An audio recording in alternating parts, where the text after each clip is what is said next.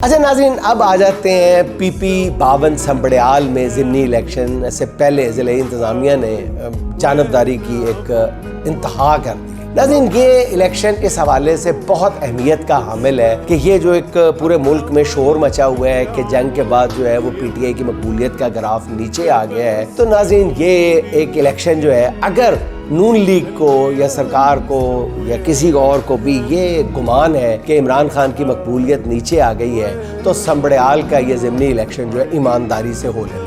एक बार international media क्या, local media क्या, सारों को ईमानदारी की इंतहा होता हुआ दिखा दे कि ये देख लें जी, ये बैलेट बॉक्स है, ये हमने अनाउंस किया है, ये सबको कैंपेन की इजाज़त है, सारे कर रहे हैं। पूरी कार्रवाई हर एक को नशर करने की खुले दिल से आज़ादी दे दे और फिर इस इलेक्शन का रिजल्ट दे।